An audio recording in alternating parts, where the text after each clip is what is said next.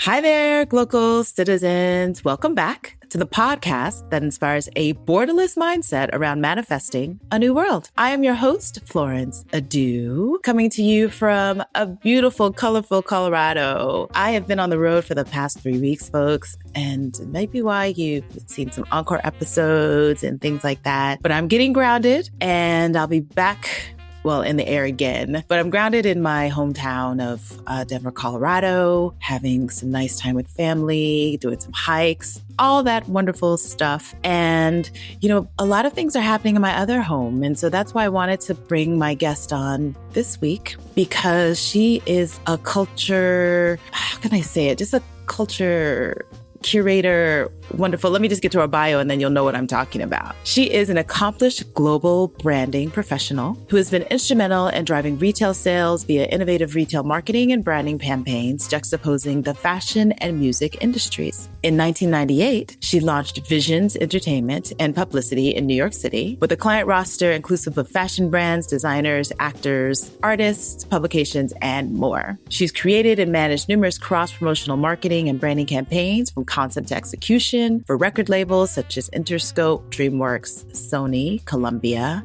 Island Def Jam, Arista, and Atlantic Records. All the big names, folks. So she's in this music industry for real, for real. A decade later, in 2008, she founded Global Fusion Productions, Inc. And their focus is in promoting African culture, tourism, entertainment, and news. She served as a liaison and connector for local and global businesses looking to target the vast and underserved global African market with events and projects, including being a member of the team who brought Ghanaian icon, living legend, and global citizen James Banner's photography for exhibition in Ghana for the first time in 2012, along with the pending plea to the government to declare national landmark status in restoring James Banner's ever-young studio from the 1950s and 60s in Jamestown, Ghana. The list goes on and on, folks. Aretha Amma Sarfo-Kantanka, welcome to the podcast. Hello.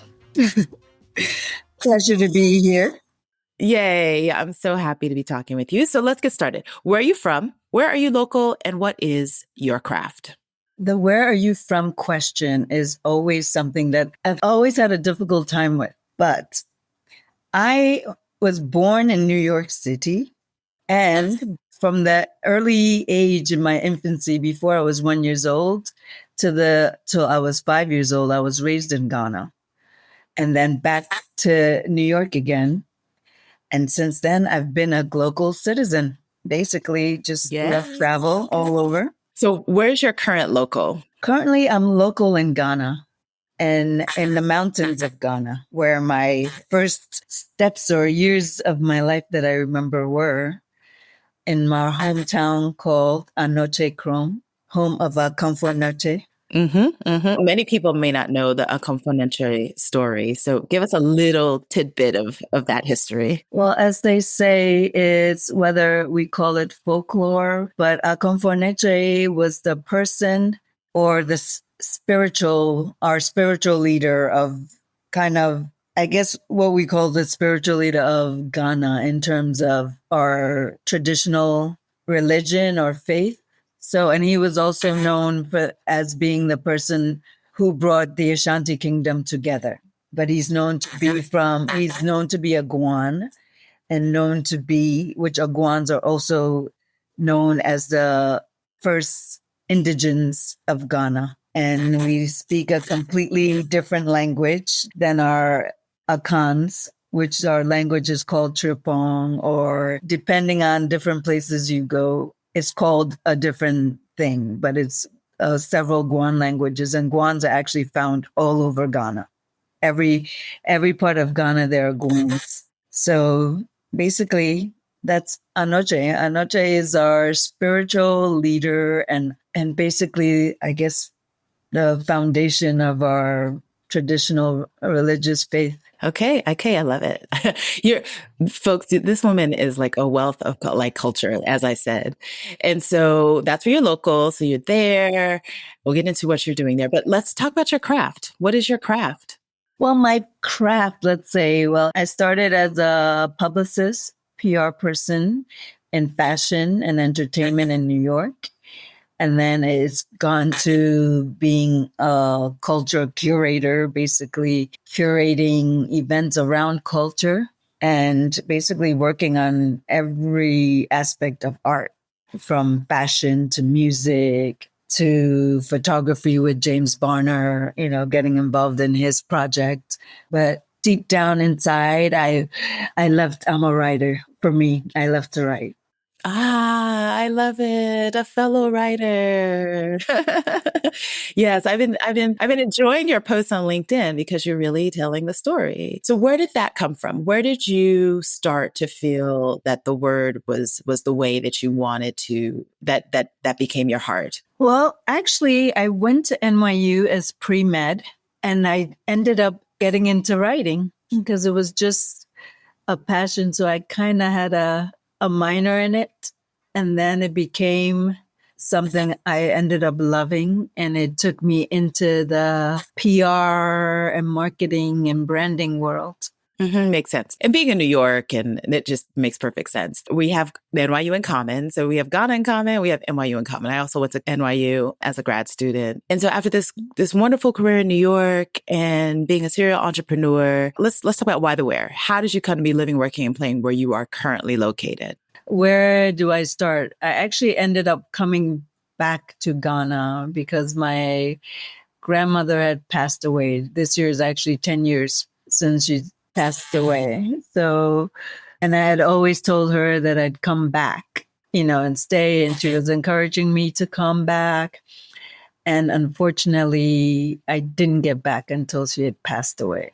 And after that, I decided to give her wishes and actually stay and see life in Ghana again. So I ended up actually coming back to where she lived and where she raised me partly after when COVID hit. And I just didn't want to be in Accra anymore in the city life. And it was just easier to be in the mountains where we didn't have to worry about, too many people around you. And then I ended up realizing it's a much better life. Right. What do you love most about being back in Ghana, number one, and then just being able to be in the village? What do you love most about it? Since I've always been kind of raised in both, like the city and the village, even though I'm a New York City girl through and through. But I ended up in boarding school when I was in high school in Pomfret, Connecticut, which was a country life, let's say. So, and in Ghana too, I was always between the mountains and being in Accra. So it's always been kind of my life to have the juxtaposition of both city and country. But I realized the older I get, the less city life I enjoy and the more greenery and peace I prefer. Sounds about right. Sounds about right. So let's talk a little bit more about your history, because you have a name. So you talked about your grandmother, which is wonderful, but you also have a name, and this has been a heavy year. And as you know, as before we started the interview and got into it, Ghana has recently lost the first lady, or one of the first. She's the first lady of the Fourth Republic. Exactly. Yes. The first lady of the Fourth Republic, Nana Konadu Ageyman Rawlings. She recently passed suddenly. So the country's in mourning. And so that is a huge part of Ghanaian history and culture. And you are your family, Kantanka. I've had one of your probably distant cousins or cousins on the podcast of the Bus Stop Boys. I think you know him, Quattro. And so Kantanka is also a big name in culture in relationship to Kantanka, the inventor, in your family, because that is your family name. That is also a name that is a really strong Ghanaian culture. So when you think about the transitions of these historical figures, and that's something that you've really been involved in, from Uncle Jim to, so many, we interact with legends of music. Tell us first about the Kantanka family legacy and how that impacts you and influences your life. And then let's talk more about women as leaders and as pillars in Ghana's historical past and present. Well, let me be very clear. The Sarfo-Kantanka family that passed away, they're not my direct family. What people don't understand in Ghana is Sarfos are Kantankas. So Sappho is basically an Ashanti Yes. name. It's a very popular Ashanti name. So a lot of us are Sappos, but Sappos are also Kantankas, which Kantanka is basically like, it's kind of like a stool name or like that attaches to your name. So like even if you see Adra Sappho, who used to be an MP, like she never used the name Sarfo-Kantanka. And I actually never also used the name Sarfo-Kantanka. And because all my documents say Sappho, but the full name is Sarfo-Kantanka. And it actually became a problem for me since all my documents only say Sappho. But of course, because being a Kantanka is a very, noble and great history Right. as an Asante person. So my father was always insistent that you have to use your full name. So, and that's why I use it today. But most people that know me always know as just Sappho. But most Sappho that you will know, they're also, the Kantanka is an attachment to our name in terms of a lineage. There's a better word to it, but I can't think of it at the moment. Yes. No, I get it. Yes. Makes sense. Heritage or Yeah. something like that. But in terms of actually Sappho that passed, the prophet, like for me, I actually got to meet the family when I was working with KTA Mobile, which was the first and I think till date only Ghanaian-American, mobile manufacturer, mobile phone manufacturer. And we were trying to actually bring it to Ghana. And we were hoping to partner with them. And, they were and I spoke to Junior and he was very interested and we met and I was very impressed to go to their plant where they do make their cars, they make incubators. I mean, it was a very impressive place. And unfortunately, I don't know why Ghanaians, they really need to make that place into a museum because they were doing a lot of great innovative things. And the young people that were working there were so excited about being part of making innovations, making incubators, making, cars and and I was really impressed by the young people that were working there to see how enthusiastic they were. So I understand why he was so beloved because it wasn't just about the church. I mean, Ghana is so obsessive with church and what have you, but he's somebody that was more, it wasn't, the church was a motivator of people to actually go forth and actually be innovative and do something and realize that the God is within you. It wasn't about you coming to praise one person as a God, that he was pushing, the Pan-Africanism and understanding that anybody else can do anywhere in the world, so can the African. And that's one thing I thought was great about him. And you can see it in the young kids that were working there and getting trained to do all sorts of innovative things. Yeah. And that's the impression that I get from speaking to you and also to Quadro that, that was his message. It was that the God is in you, exactly as you're speaking. And so, wow, the lost in translation that happens. And a lot of that we know is part of colonialism, right? We have a hard time believing in ourselves for that purpose. And Ghanaians too, is like the things that we don't understand, we think there's something wrong. And we're not used to people who are so overly confident and not looking elsewhere to legitimize them and what they think of themselves. And that's, getting right back to Mrs. Nana Konadu Ageyman Rawlings, she was one of those people. She was basically a self-made person who didn't need any validation from outside of herself. She always came forth as very confident. And I always say she was a petite frame, but she was a David amongst many Goliath, which I always admired about her. And ironically, the only school I ever went to in Ghana was Association International School, which her mother was actually my headmistress. Which I didn't realize it at the time because I was only 5, I think 4 or 5 years old. I didn't realize who, later on being in America and of course dealing with being an African in America, even though I was born there, it was like, oh, this African girl. I was always, so it was like one day I opened my mom's Ebony Jet magazine, and here was the Rawlings, Mr. and Mrs. Rawlings, with my favorite icon, Michael Jackson. Oh, right. Inside this magazine. I was just like, wow. And then I was just so amazed. And it just gave me a certain confidence because she was there with my favorite human being at the time, Michael Jackson. And then here she was wearing her African print and so proud of herself. And that for me gave me, as a young, I think this was like in the 90s, I think. So it gave me a certain kind of confidence just seeing that. And I was so proud to be Ghanaian because of her. And then I found out more about her, about, championing women's rights and children's rights and so much more that she did, but as a fashion girl, I was just intrigued and impressed with her fashion sense and the fact that she was one of the only African first ladies who you would see everywhere, never out in European or American dress. She was always.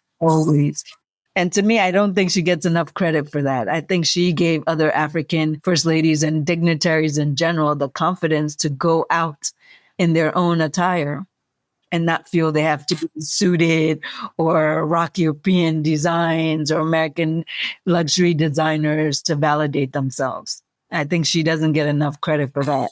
And I think even the whole idea of African print that has become a global and diaspora thing, I think she was one of the first people to really put it in a global forefront, which I think she needs to be celebrated for that. And I was actually hoping to do that with an exhibition dedicated to her that I had just met her for the first time just about 5-6 months ago at the Du Bois anniversary, because another thing was, her husband, President Rawlings, was also the person who gave the Du Bois Center the building to build the Du Bois Center.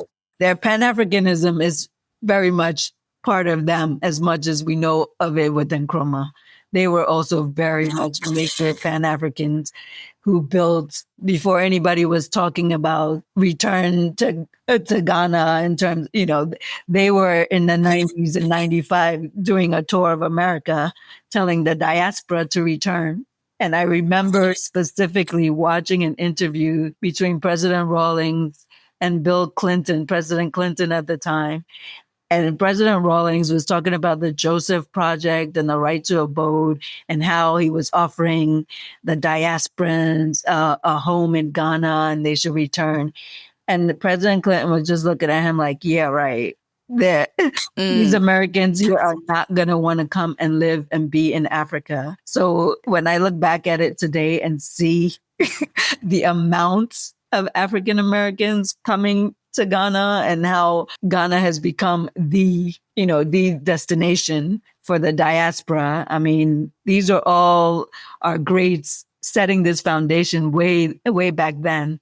And we should never forget them for that. Right, absolutely. I think the challenge we have is that we don't have that control over our stories and telling our stories enough, right? And so this is where your career comes in. And so I want to ask you, in the sense of becoming your own entrepreneur, so you worked probably with, many different organizations before you decided, I'm going to go out and strike out on my own. So that confidence to become an entrepreneur. Tell us about the motivation for your first entrepreneurial effort, and then how that has transitioned as you have bloomed in your career. Well, to become it was kind of in me because I'm a true Capricorn, and I just can't feel like working for other people. It doesn't work.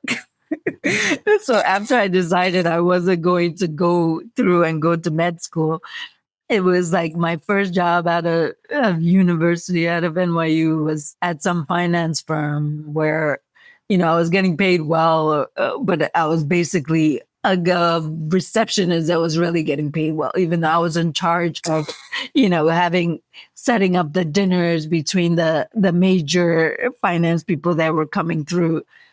But I realized I was into my writing and fashion at the time. So a company called Doll House had just come out, Okay, yeah. had come around, and I was never somebody that wore jeans because I was too petite and it was always it didn't fit my body. I could never find jeans that fit my body. And then one day I walked in and bought a pair of Dollhouse jeans and it fit me perfectly.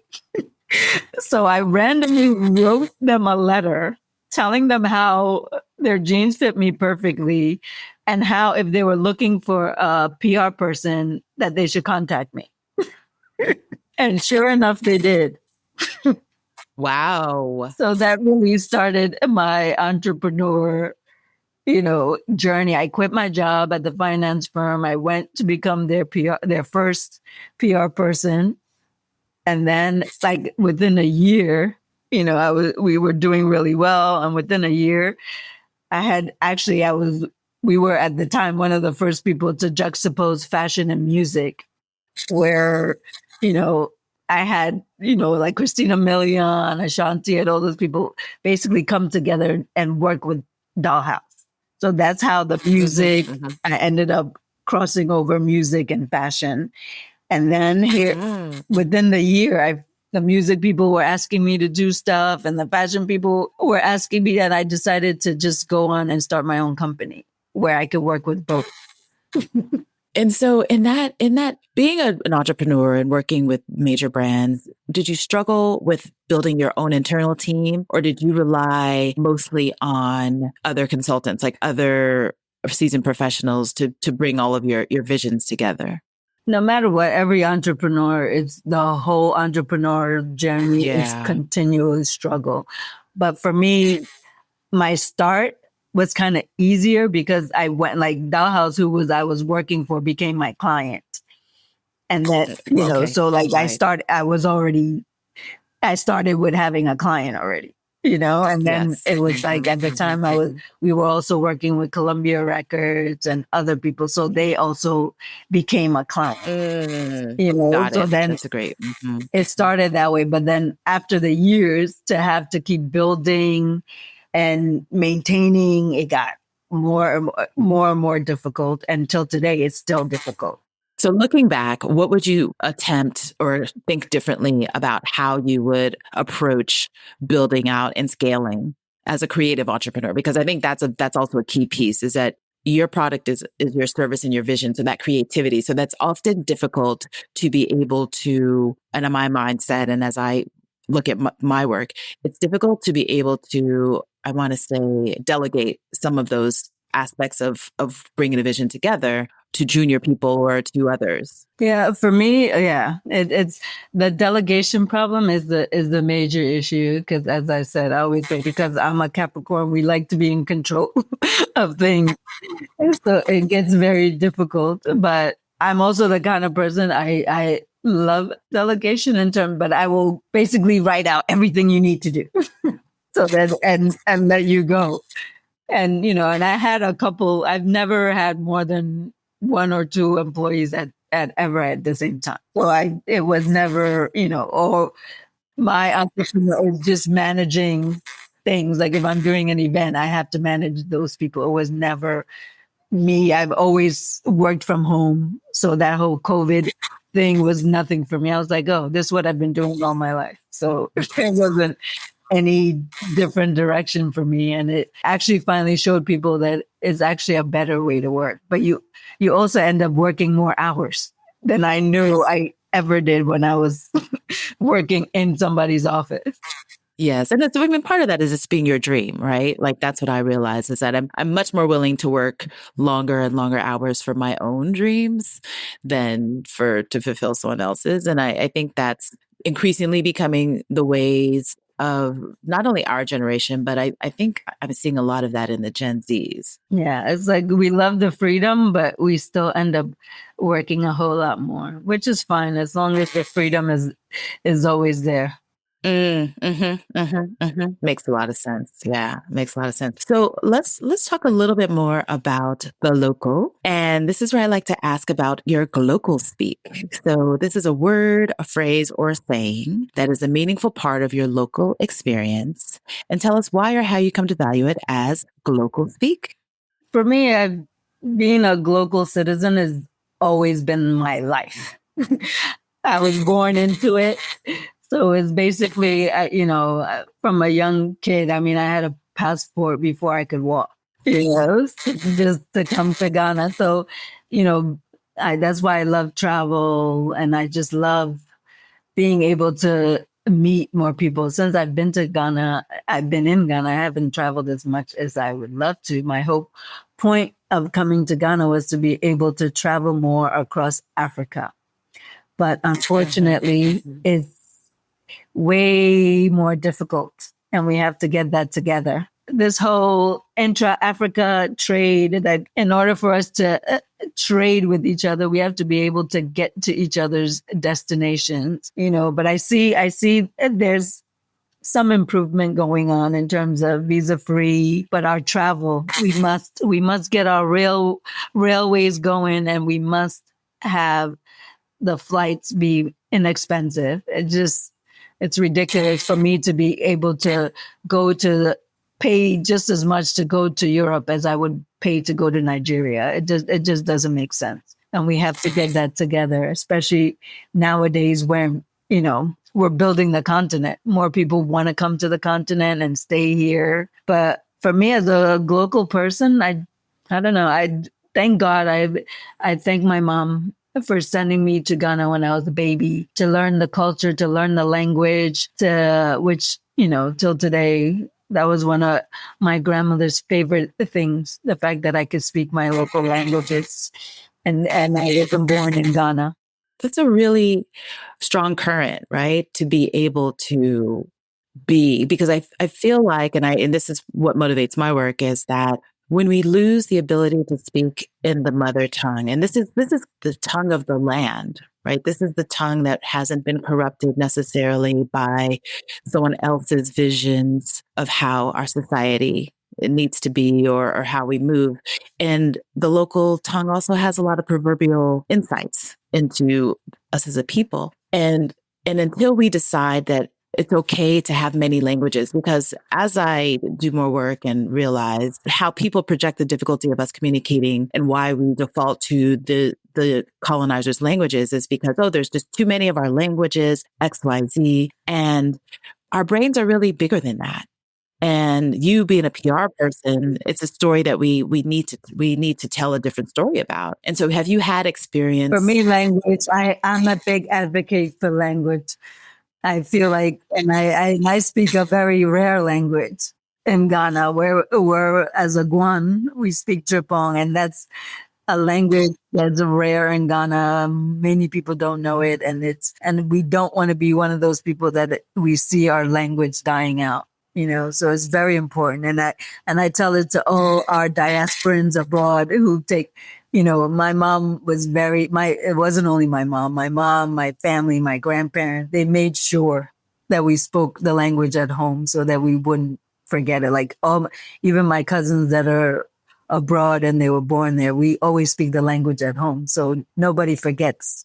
And that's what's important. We can't leave it up to the schools, as we're debating here in Ghana, to be able to teach our children their native languages. It has to be something that's brought up at home. And if you don't speak it at home, then, it's difficult to just depend on a classroom to teach your children languages. Absolutely. And yeah. And unfortunately, our classrooms aren't even doing that. I have experience with that in terms of not having the right skills from the teachers on up, the materials, et cetera, et cetera. So I have a solution for that, which we're going to start talking about more and more on the podcast, particularly because it's a Pan-African solution and really allowing Pan-Africans to feel the pride and ground themselves in their localness. And so I thank you for that as part of grounding the idea of Glocal Speak as being the ability to feel in place where you are, but just knowing where your roots originate. And that's a powerful being in a powerful place to exist in. Let's talk a little bit more about your recent activities intersecting music and culture in Ghana and art. Because you've been doing some really exciting new projects, particularly around hip hop and high life in Ghana. Tell us a little bit more about how you came to those projects and how you see those being a part of kind of this cultural canon that is attracting the diaspora, but also re-educating and introducing ourselves to ourselves in Ghana. Well, last year was Hip Life at 30, which Ghana did not celebrate the way we should have. So I'm hoping that since this year is 100 years of high life and hip life came out of high life, that we can somehow, tell that story, together in the bigger picture. Because I did a hip hop 50 at the National Museum in Ghana because I'm from New York and I grew up in hip hop. So I thought since I'm here in Ghana, I had to celebrate it in my own way and also bring in how hip hop is basically a global phenomenon that started when we were young kids, and now it's a global thing that's all over the world. And everybody in every part of the world has taken their own way of, self-expression, as young people. Has basically become that format for young people from all around the world to use in their own revolutionary way. And hip life in Ghana was one of those ways that came out of hip hop and our traditional high life. So last year was the 30-year anniversary. And then this year comes high life music, which we're hoping that we can. My whole thing is to continue to try and tell our stories, even though we don't. I really am here to push the museums to do more, because I grew up in New York where our museums really do a lot in terms of, connecting with everyday people and telling our own stories. So I'm really hoping to bring that, more to Ghana, because we have a wonderful national museum that many in Ghana don't even know about. And me doing the Hip Hop at 50 event there was the first time many had even gone there. So that was something that, that was there since before even Nkrumah became, at Nkrumah's time was when, I guess the day before our Ghana became independent was when they inaugurated our national museum. So we're sitting in Ghana looking at the Met Gala and all those things. And I'm like, why can't we do our own Met Gala? Why can't we do our own thing to be able to build our national museum in the same way, which is in much need, which I'm hoping that also now that unfortunately I was trying to do this for November, which would have been Mrs. Rawlings' birthday is coming up in November. And I was hoping to do the fashion exhibition dedicated to her in November at the National Museum. But now, unfortunately, that she's passed away, I'm hoping that maybe I would do it a year from now, to keep with the Ghana tradition of which is Adaka Kese, which means we wait a year after anyone dies to open up their wardrobe to share with the world, to share with family, friends, and then the world. So I'm thinking that this culturally, it would be more appropriate, because I was hoping to be able to showcase some of her fashion along with photography, and hopefully get somebody like our own Akosombo Textile or GTP to do a special fabric in her honor with our great designers, also using that fabric to do a design dedicated to her, where we can also use it to do fundraising for our museum. So I'm hoping that I can get all these people on board. Let's make it happen. I mean, this is a platform. Please, let's use this, put it out there, let people know this is something that is meaningful for Ghanaians. And there's everything is involved: culture, craft, all of those things. And so when you talk about textiles, that is also an aspect of you and being in a place that's close to home. We always have this, when we meet, this meaning of fashion love. So tell us more about some of the textile work that you're doing with local craft people and things like that. For me personally, I mean, I don't even consider myself a designer. I'm just a creative person that I love. I just love utilizing, or, I have a collection that I do. It's called Product of Global Fusion. It was a company I started a long time ago that was basically to bring different products from all over the world, in unison to see, like, how, because our history is intertwined as diasporans. Yeah. So right now I'm focused on the cowrie. Okay. And telling the story without cowrie, which cowrie is named, is in Ghana, is where our currency was named from. And it's also where our African spirituality, our traditional spirituality is utilized a lot. If you even see like Asante Hene, and just recently the passing of Asante Hema, where you see in the clothing, there's a lot of cowries, and it has meaning, so for me it's both is monetary and spirituality.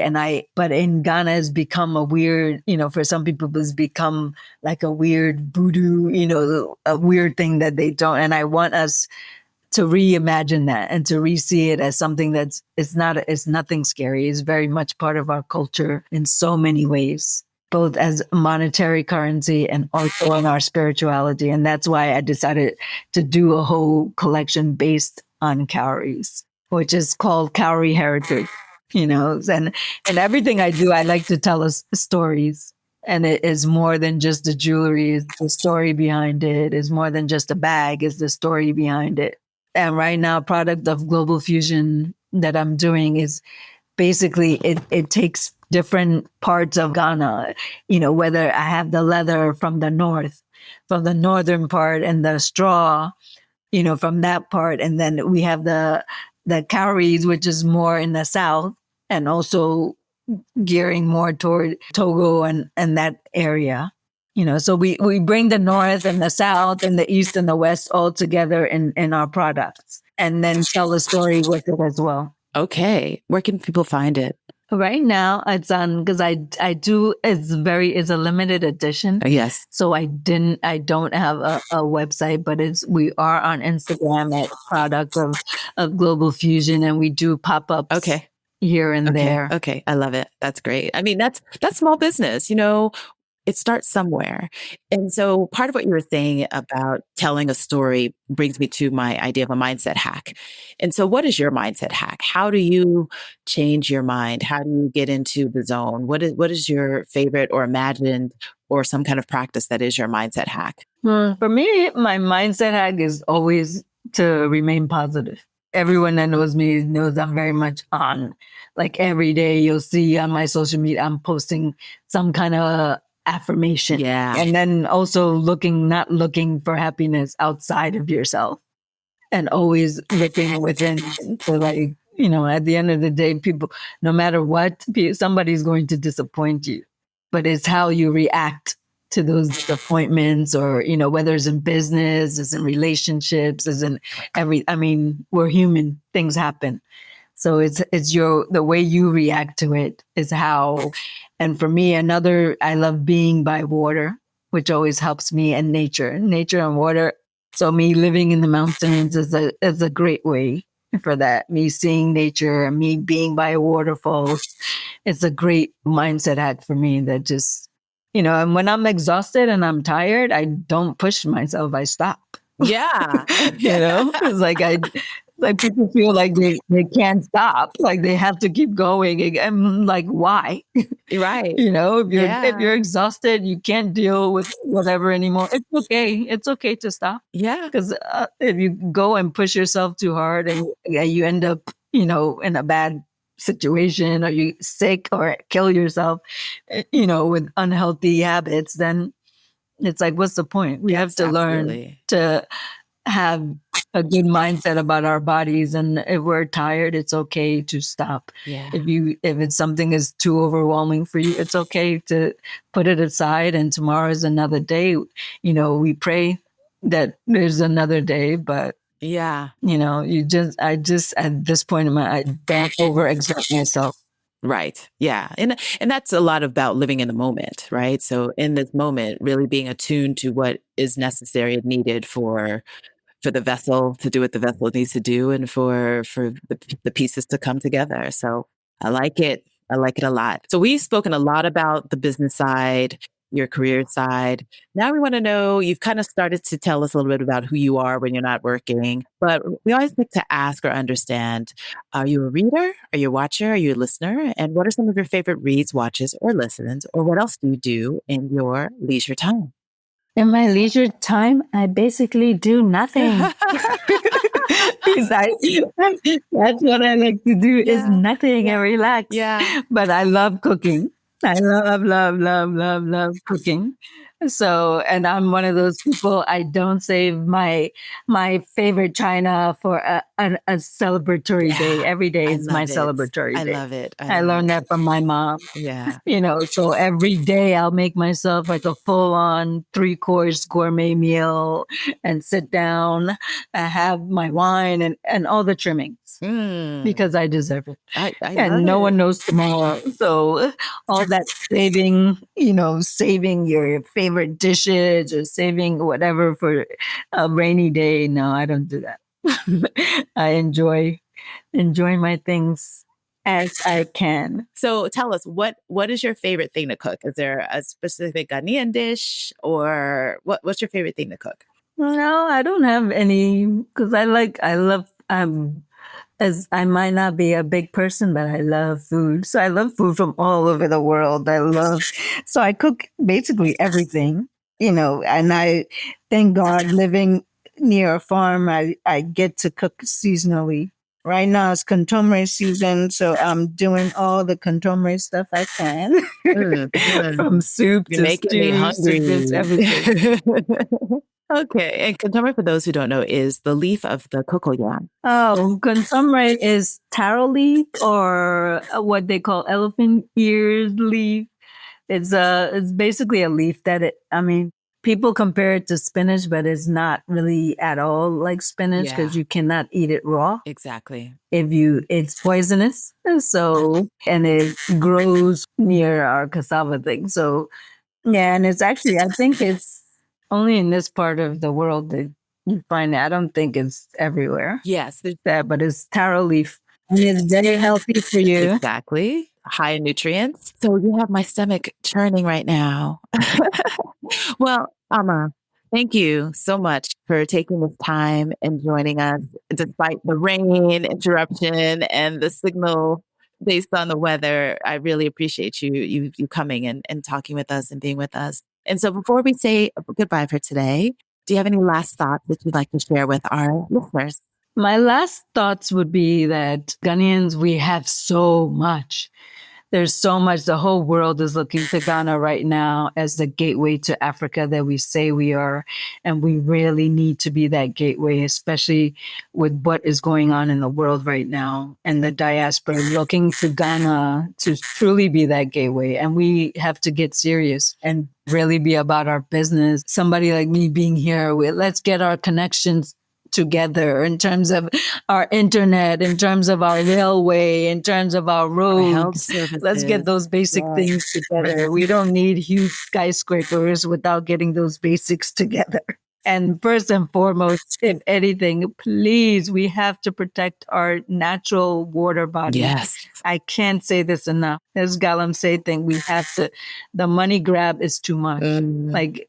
We can have all the money in the world, but if we don't have our basics like water and our health, what is there? We have to protect our water bodies. Right. And I think you've brought a great point, is that as we look to the diaspora, and the diaspora is looking at what's breaking down in their, and where the places that colonialism has, survived and been very successful, we have to recognize that we now have to build our own. So even as a diaspora person, taking for granted that you have all of these services that are slowly crumbling away, having the willingness to not just invest in, I just need a house and I need this, that, the other. No, we need to invest in the infrastructure as well. You may or may not see it realized in the generation that you are in, but all of our major leaders, they saw vision beyond their present. they understood that this is a long process, that we have to be in it to win it. So I thank you for even bringing up that as parting thoughts. Yes, absolutely. We have to be in it to win In it it. to win it. Let's do this. All right. Thank you so much. Yeah.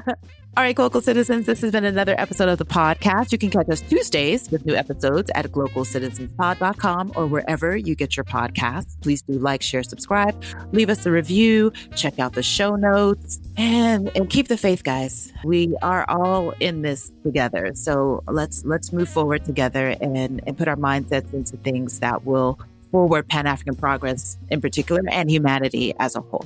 Until next time, bye for now.